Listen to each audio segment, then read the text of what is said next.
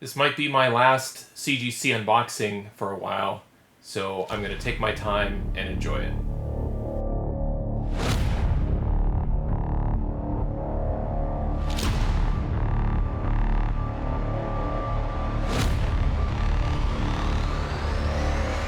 Hey there, today I have a CGC unboxing, and in this video I'm going to open up a shipment of 15 slabs that I got back from CGC that I had originally sent to Palm Beach Presser, who cleaned and pressed and worked on these books for me and then forwarded them on to CGC on my behalf.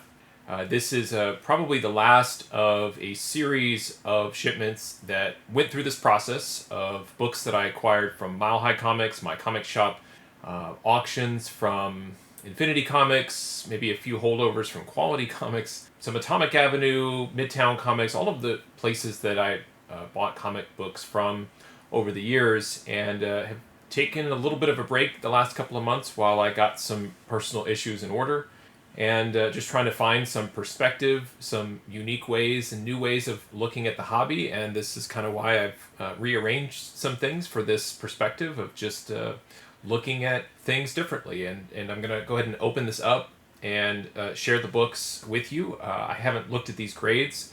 I don't like to check beforehand. I think it takes away from some of the surprise and the thrill and the enjoyment and the fun, the mystery of trying to figure out what CGC is going to do with these books and what grades they will ultimately assign to each book. What I do have are my original grades for each book. So when I assess the book raw as is, I give each book in my collection a grade. So all of these short boxes behind me have raw comics in them, and each and every one have my grade that I've assigned to it and a serial number that I tie back to my spreadsheet so that I know exactly where in my collection the comic is.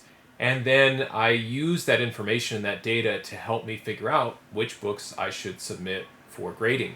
This is part of that decision engine. So if you watch my raw book unboxing, it simply tells me if the book should continue on this journey or remain in my personal collection raw.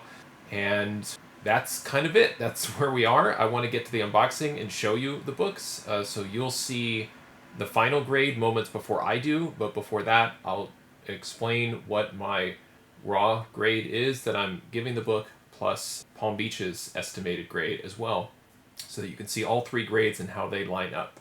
Before that, I need to get this large box that's looming over my head unpacked so I can show you the 15 slabs. So let me get to it. Okay, I'm ready to go through these 15 slabs that I got back from CGC. As I mentioned before, this is probably going to be the last one I'll be doing for a while, just because I've kind of run out in terms of my queue, and I'm just now starting the process up again. Sending books off to Palm Beach and getting those back, but it's going to take probably several months for me to get those books back. So I'm going to enjoy this last submission for a while and get back to raw book unboxings. So here we go, and I'll just grab them in no particular order. And the first one is Daredevil 227. This is from 1986. This is the first issue of the Daredevil Born Again series. I watched the Born Again series on Disney Plus. I love the Daredevil franchise on Netflix, and now on Disney Plus. The live action show was great. This is, to me, an absolute masterpiece of storytelling. Frank Miller, David Mazzucchelli, just tremendous. I love watching the behind the scenes kind of breakdown to the storytelling and the different artistic choices that Mazzucchelli makes, and just the way that Matt Murdock is deconstructed and put together back again as Daredevil. And this is the first issue of that Born Again series. And also love that it was not a miniseries or a breakout. This just fell right within the Daredevil proper title. Now for this one, Daredevil 227, I gave this one a 9.2. That was my estimate. Palm Beach noted tiny bindery tear at the bottom spine corner. Yep, I definitely see that. I thought the book looked really nice. Besides that, he gave it a 9.6 plus. So let's see what CGC said on Daredevil 227, getting a 9.8 white pages. Fantastic. My goal is to get every issue of the Frank Miller, David Mazzucchelli, Daredevil Born Again storyline in a 9.8, and this is great. Also, I feel like this just has some underrated value in a 9.8, so really strong start here. Daredevil 227. Okay, next one. Electra Assassin #1 from 1986. This one is a go-to of mine. I am hoping that Frank Miller makes a return to CGC at least one more time. I got my Wolverine Limited Series 1 through 4 signed by Miller and Claremont, and I have a stack of books, Daredevil 227 being one of them. This one, hoping it gets a 9.8, would also be one of them, Electra Assassin #1 from 1986. This is from Marvel/Epic. This was deemed, I believe, to be too mature, too violent, too aggressive, and Marvel Comics decided to put this under their Epic imprint. Now this one, I had graded a 9.6. It looked really nice. I just think it needed just a little bit of extra love to get it up over 9.8. No greater notes provided by Palm Beach other than 9.8 probable. Electra Assassin #1 from 1986. Getting the 9.8 from CGC, 9.8 white pages. Awesome. Really nicely done there. And when you're talking about Daredevil, Electra, Frank Miller, you know, I have to include Electra Assassin in that. Bill Sienkiewicz did all the covers, the interiors, just a very different and out of the ordinary piece of storytelling and comic book history in terms of the Daredevil character and the Daredevil universe. And I think because it came out through Epic, it might not get as much of attention or really thought about as like maybe a series like Born Again or some of the other more popular Daredevil storylines. Next is Daredevil 230 from 1986. Speaking of Born Again, speaking of my goals, I remember bidding on a bunch of these books where it was like each issue in succession of the series was there, and thought several of these were in really good condition. I had screened this one originally as a 9.4. Palm Beach has no greater notes on this issue that continues the Daredevil Born Again storyline. He gave his estimated grade as a 9.8 probable, and let's see what CGC ended up giving the book, and it is a 9.8 white pages. Really, really nicely done. Looks great. Both of these having similar design choices with the darker ink, the all black, like kind of fading down into the corner near the symbiote SpiderMan corner box, presenting some condition issues, particularly chipping along the bottom and along the spine here. So it's really, really nice to have both of these now in a 9.8 to continue that Born Again storyline and my goal of getting all of the issues in a 9.8. Nicely done. Thank you, Palm Beach, for that.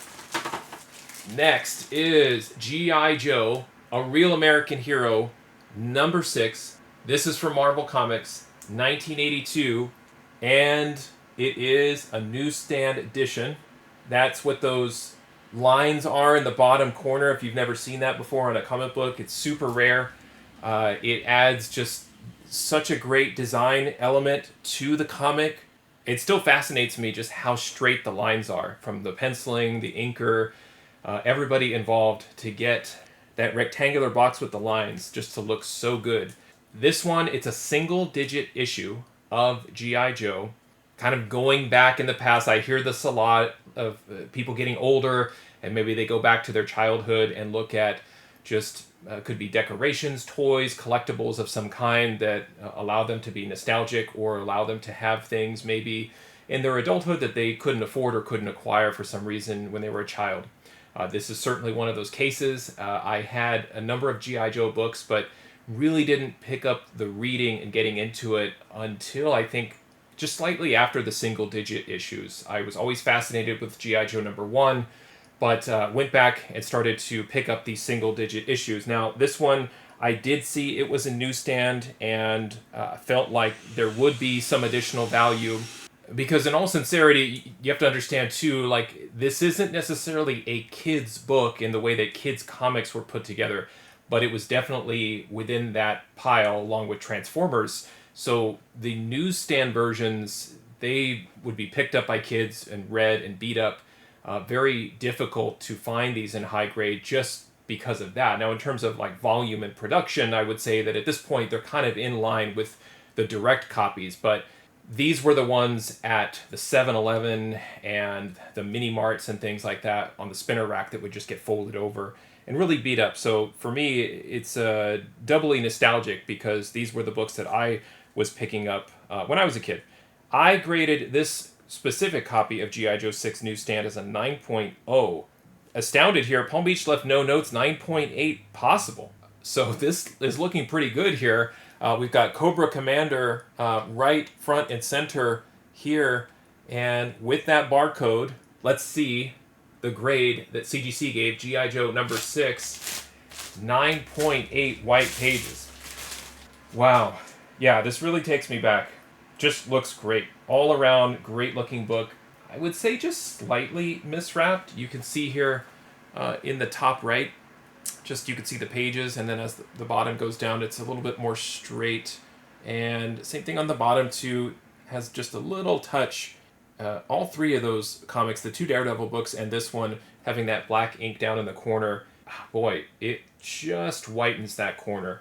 So thankfully for me, nobody is being super strict on that. The back looks nice and clean. Just a tremendous job, Palm Beach, of cleaning these books up and getting them not only just to a very, very presentable state, but obviously getting the 9.8. And just really appreciate it. Looks great. G.I. Joe number 6 Newsstand getting a 9.8.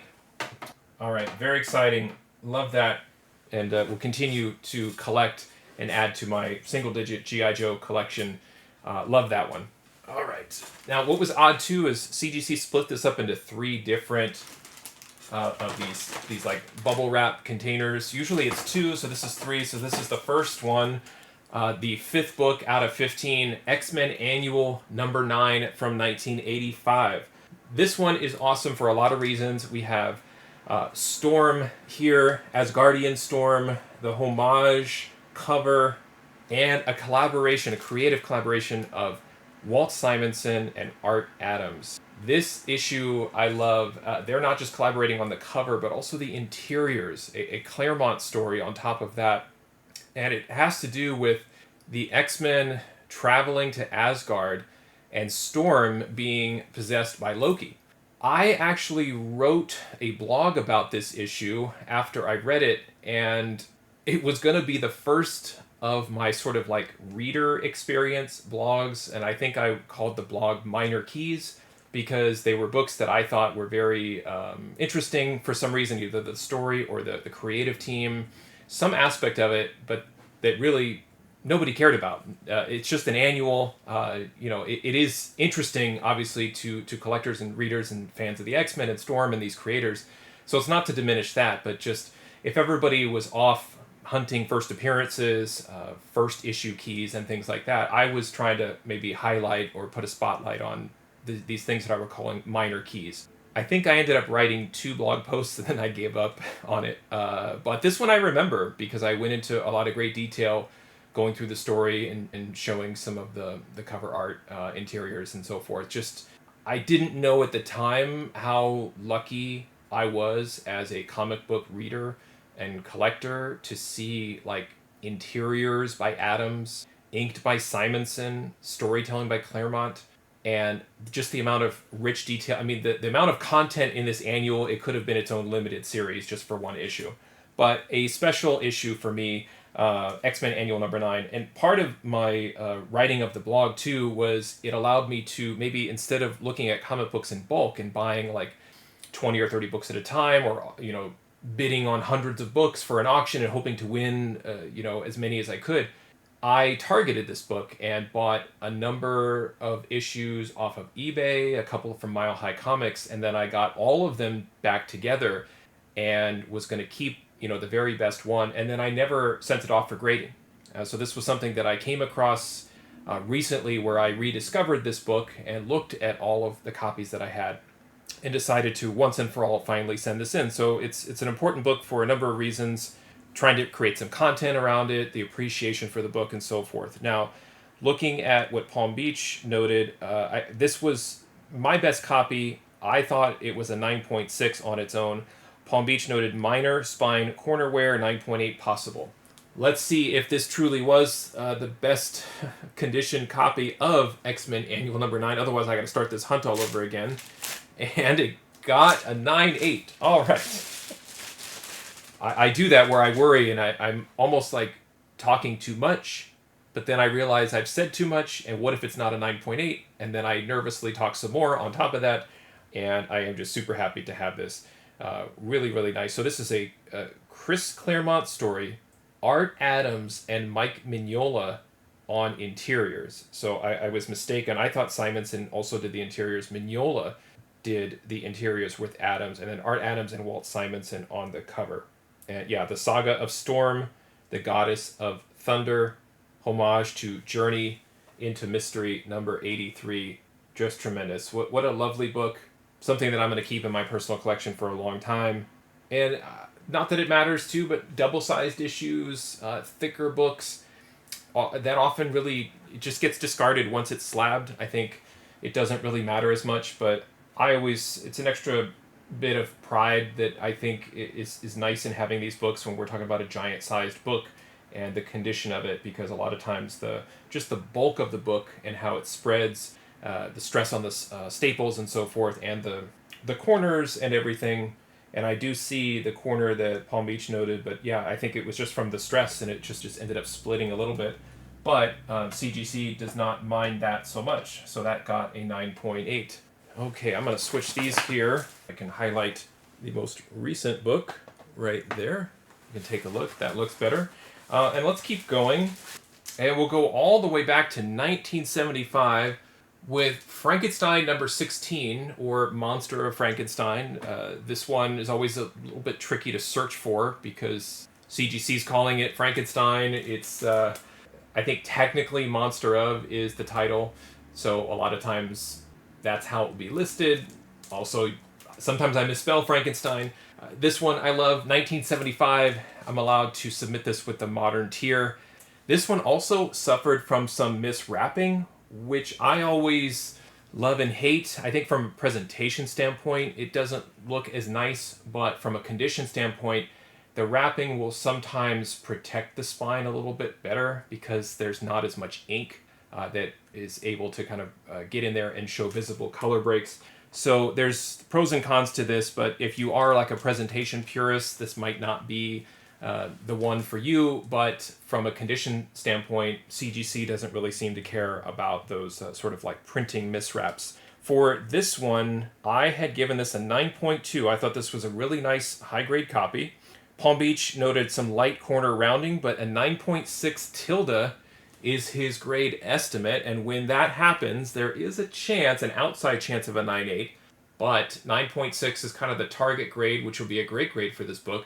Frankenstein number 16 from 1975, getting a 9.8 white pages. Wow. I gotta look at this for a second. Just amazing, amazing job. Great work, Palm Beach, on this. Thank you so much. Wow. The back looks so nice. This is great. 9.8 white pages on this. Just a beauty. So clear, nice, colorful. The colors are popping. And cover art here by John Romita. Oh, this is wonderful. Really nice. You know, these kind of books I will submit from time to time. I love the nostalgic Bronze Age horror books like so many do. And probably the bulk of my collection are all in like a 8.5 to 9.6 range. And it's always just a lot of fun to get a 9.8 on this. And I think that the spine miswrap really helped preserve the spine on that one. And corners are super strong. Really happy with that. Moving on to the next book, Amazing Spider-Man 183 from 1978. And I remember this specifically for this submission where I couldn't tell which book was better. And then when I got them back and assessed them, they kind of looked the same. I think if I remember right, let's take a look at my notes. Yeah, I had graded one a 9.2 and the other a 9.4. And looking at Palm Beach's estimates, he estimated for one of these a 9.6/9.8 and the other one a 9.8/9.6. Ron, I love that. So I'll read both notes and then we'll look at both books. But I really couldn't decide which one to send in, as both I thought had pressable defects. So the 9.2 that he gave a 9896, he said even nicer but tiny, tiny spine crease on the back. The other one I gave a 9.4 and he gave a 9698 and said really nice but slight corner wear. Let's see, let's start with the first one. And I can't remember which one is which now, of course, since they're both slabbed. But let's take a look at the first copy of Amazing Spider-Man 183 from 1978, and it got 9.8 white pages. That's great. So at least one of the two came back a 9.8. And this is one of those books that I was like, it's an Amazing Spider-Man issue from 1978, 35-cent cover, just minimal interest in it, and those are the books that I just love to pick up all day long. Now, let's take a look at the other one. So here it is, Amazing Spider-Man 183 from 1978, and one was a 9.2, one was a 9.4. The previous one got a 9.8, and so did this one. So both of them got... I couldn't decide. I'm glad I sent both. Well done. Now I have two, and now this is a great opportunity for me to keep one and maybe send another one to my comic shop for consignment. And I personally, as a collector, my style is to have one per issue, or one, maybe one direct, one newsstand, or one cover A, one cover B, and try and get it in the highest grade as possible. I'm not a big collector of like multiple copies of the same issue. I want to have kind of the cream of the crop. So now that I have both of these in a 9.8 white pages to add to my run of Amazing Spider-Man, it's a good way for me to start thinking about my exit plan and exit strategy. And the first thing is really easy for me, where if there are duplicates, I try to pare down my collection by consolidating those duplicates. So thank you, Ron, for giving me that opportunity. Love the grading estimates, 9.8, 9.6, 9.6, 9.8. That was super cool. Okay, let's move to another one. I think I would say one of Ron's favorites, but it's probably because I send this to Palm Beach often. This is Seduction of the Innocent 3D #1 from Eclipse Comics from 1985. This is one of my personal favorite Dave Stevens covers. It is a cover of the Halloween season. It is themed, and I love it, and I love picking this up in the off-season and sending it into Palm Beach. And he and I have had a number of discussions about this one, specifically around the spine and how sometimes the spine looks like it's been split and it looks damaged, but it's actually a known defect, if you will, or a known manufacturing defect of these Eclipse comics of the time, where they would just kind of naturally start spreading apart, or it looks like just bindery tearing. But anyway, this one I love very, very much. Of course, there is Space Vixens, Planet Comics, the list goes on of great Stevens covers, but this one was probably the first one that I really fell in love with and started to collect and was sought after. And I couldn't get my hands on a 9.8 and ended up buying a 9.6 slab outright, which I don't really buy slabs all that often, but I love this book so much that I was doing it, and ended up getting a 9.8 on my own through the help of Palm Beach Presser. So I have a few of these that I've sent his way, and I'm sure he always appreciates seeing this book in my submission. Now this one I gave a 9.2 just because of the general kind of idea of the book, and us always still, we're sure but not sure how CGC is going to react. There's typically always some sort of blemish on the back cover too. With the cover having this particular design and the white border around it, I always see something on it. The back border and the back of this one looks really nice. So thank you, Palm Beach, for helping clean this one up. So I gave it a 9.2. Palm Beach noted light color loss at spine corners and light spine fray, which is very common on this book, making 9.8s hard to get. 9.6 tilde was his grade estimate, and CGC gave it a 9.8 white pages. So, Ron, it's almost like we know what we're doing at this point. We're both super conservative. We both point out the issues with the book, and then CGC does what they want and gave it a 9.8. So this is something, if you see this book in the wild and you see some of the defects that I'm talking about, it's hard to show you like the book this way, the slab this way, but I do promise that it does look like some, maybe think of like a modern cardstock of like a thicker book, and it just sort of naturally starts to to bend. It is technically manufacturing, but I wouldn't shy away from picking up any copies of this beautiful Dave Stevens Seduction of the Innocent 3D. Love that. Moving on to Captain America 231. This is from 1979. A really good example, just like the Amazing Spider-Man 183, of non-key, but one of the most mainstream collectible titles, characters, Marvel Comics or DC or otherwise. And I love picking these books up. They're a minimal investment, and even in high grade, they'll slip through the cracks, whether it's fixed price stores, LCS, or auctions. Love grabbing these because they're always going to be collectible for people putting runs together or people that want only 9.8s or high graded books. This one, for me, was a 9.2 raw. Palm Beach noted slight wear at the bottom spine corner, and he gave it a 9.8 possible. Captain America 231 also getting a 9.8 white pages. Keith Pollard and Al Milgrom on cover art, Sal Buscema, Don Perlin on interiors, and Roger McKenzie on story. Looks super nice, looks great.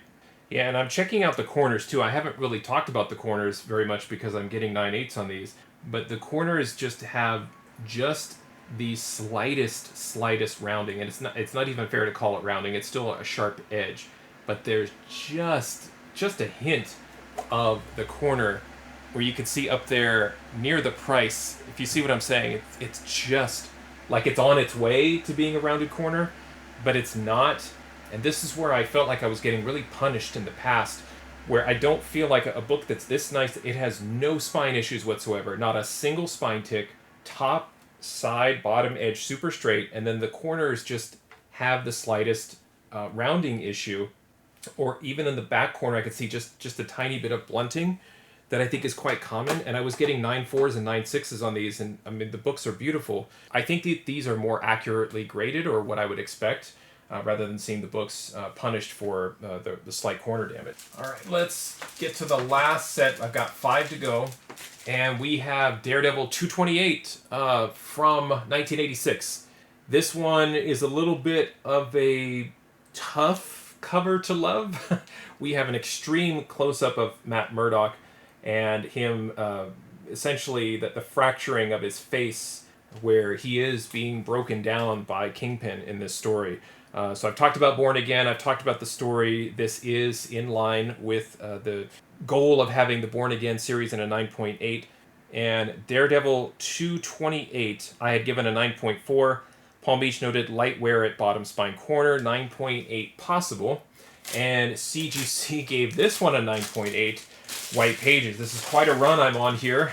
Amazing. 9.8 on this, titled Purgatory, but part of Daredevil Born Again. Also getting a 9.8 from CGC.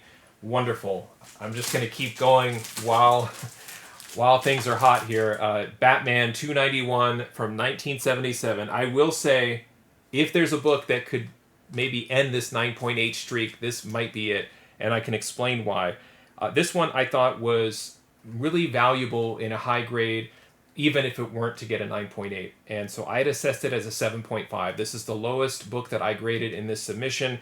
I thought that it was a fun book. You have Batman's Rogues Gallery on the cover, where they're all arguing about who defeated Batman. So I gave this one a 7.5, but really just appreciated the fun cover and the fact that there were so many great villains on it. And there's quite a few notes from Palm Beach as expected. Color loss at front right corners, one spine color break at weakness at center spine. Looks great, but the short corner crease could push it into the default 8.5 grade. And I do understand that default 8.5 when there are issues like that. It's kind of the same for tears. If there's a small tear, I always default to 8.5 as well. So I gave it a 7.5. Palm Beach said 9.0 to 8.5 is his estimate. And let's see, CGC gave it a 9.0 white pages. Okay, so it did end the run, but I was fully expecting this one to not get a 9.8, and that corner is an issue right here, where you can see there's a line. It's a faint line, but it breaks enough color that I can see where that default 8.5, obviously 9.0 is what it ended up getting, but the book looks really clean. It got white pages, so a very, very nice presentable book. And I thought that the wrapping would have protected it, but I think there were just too many issues to keep it out of even like a 9.4. I thought would have been out of reach. But not bad. I mean, jumping up from what I thought was a 7.5, and Palm Beach did say it certainly could get a 9.0, or if they were too harsh, an 8.5. So Palm Beach, great job providing an accurate estimate on this. Really testament to your grading skills on these books after their press. So thank you for that one. 9.0 on Batman 291. A few more to go. X-Men 136 from 1980. This is a newsstand copy of this book. A tremendous cover. I love this part of the Dark Phoenix storyline. My ultimate goal, again, to have as many X-Men books graded, and certainly as many graded in a 9.8 as possible. This one I thought was a really strong high-grade copy, 9.0.